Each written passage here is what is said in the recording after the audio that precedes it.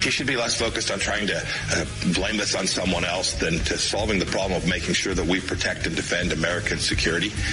Chris, it's worth noting this did not happen on our watch. We reduced our forces significantly. The Taliban didn't advance on capitals all across Afghanistan. So it's just a plain old fact that this is happening under the Biden administration's leadership now, almost a quarter of a way into his first term. This is not the way leaders lead, by pointing backwards. We had a bad deal we inherited. The JCPOA, we got out of it. We secured America from the risk from Iran. We inherited a horrible deal in Syria where ISIS controlled real estate the size of Great Britain. We crushed them. Every president confronts challenges. This president confronted a challenge in Afghanistan. He has utterly failed to protect the American people from this challenge. Welcome back to the Clay Travis and Buck Sexton Show. Clay and I together here in Nashville, Tennessee, as Afghanistan collapses, Kabul in the hands of the Taliban, and the airport, the last territory in the hands of U.S. forces in control right now, the Kabul airport, surrounded by Taliban forces, evacuation flights going on as I speak to you now, the tarmac swarmed with desperate Afghans trying to grab on to the landing gears, trying to just do anything to get out of the country. Already reports of reprisal killings. There will be large-scale executions of anybody left behind who worked with the U.S. We know this. It's terrible. How could the Biden administration have been so inept and unprepared in all of this? We want to hear, Clay and I want to hear from veterans, because we know we have a huge veteran audience that listens to this show. And we thank you, first of all, for your service. And we also want to remind everybody that there's a reason why when our soldiers were in that country, the Taliban were hiding, usually in Pakistan, going across the border, laying low. They were hiding. And the moment that we decided we were going to hand the fight over to the Afghan National Army, that's when the Taliban knew it was time to go. 800-282-2882 on the lines. We'd love to get some veterans in. I mean, Clay, there's so many facets of this. You're going to have a lot of speculation in the days ahead about the relationship that the new Taliban government, which I think we all know is absolutely inevitable right now, will have with China and Russia and Pakistan and Iran. We're also going to be talking about the possibility of Afghanistan as a platform for global jihadist terror attacks once again. But in the meantime, Biden on vacation. Do you see that photo? Which, by the way, that's not the kind of photo that they should be sharing out at a moment like that. And there was also a bunch of stuff on the screen that I was very surprised that they were actually sharing what they did. I can tell you that much. It really was an iconic moment of a president who looks bewildered and alone at a moment when we're supposed to have leadership that we can count on. Also afraid to say anything for fear, I believe, that he will immediately be wrong. And I imagine what they were trying to do was avoid having him talk until they had gotten all American citizens out. But I think you talked about the big question in Afghanistan going forward is going to be, will Afghanistan under the Taliban again become a fertile ground for the planning of another 9/11-esque attack? But I think we can just think about this domestically, Buck. What does this do to Joe Biden domestically? What does it do with the failure of all of his administration to handle this retreat out of Afghanistan with any semblance of competency?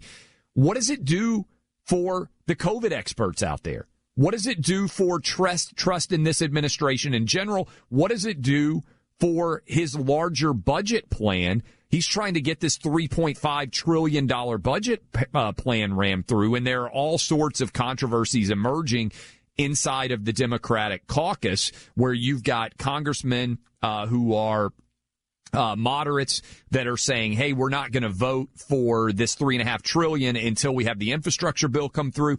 To me, Buck, this is devastating to any sort of argument that Joe Biden is competent on any level. And I think it infects so many different aspects of his administration going forward, because the American people watching this, Democrats, Republicans, independents, most of us in living memory, Buck, the majority of Americans have never seen something this incompetent occur on a foreign soil with American military. Well, there's a difference between experts and opportunists, and you're seeing that. Joe Biden is an opportunist. He's a guy who did whatever he had to do for 40 years in Democrat politics to get reelected as the senator from Delaware. No offense to Delaware, great beaches, nice state, but not exactly a place that's at the center of the political storm on a regular basis. Joe Biden's a machine politician. On foreign policy specifically, which was, you remember, his calling card for vice president under the Obama administration was, Joe Biden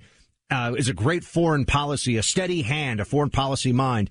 And if you actually listen to anybody who had worked in those circles, because there is a foreign policy apparatus. I mean, I've worked at some of the think tanks and obviously spent time at the CIA and know some of these characters who have been at the top of the decision-making process.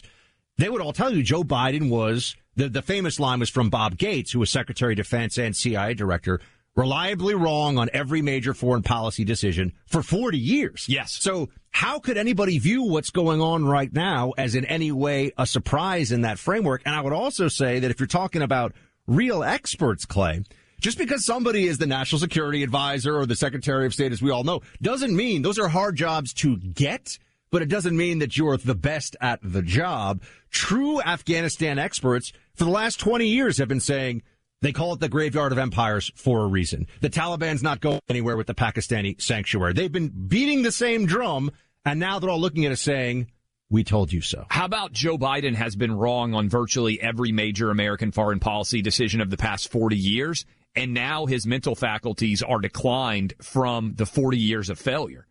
Because I genuinely want to know how he's going to be capable at 3:45 Eastern of sitting in front of the American people or standing, however he's going to give this address, and doing anything other than reading directly off the teleprompter. Can I make a prediction? I know you like predictions. I'll make a prediction for what Biden's going to say, and we'll come back to this tomorrow.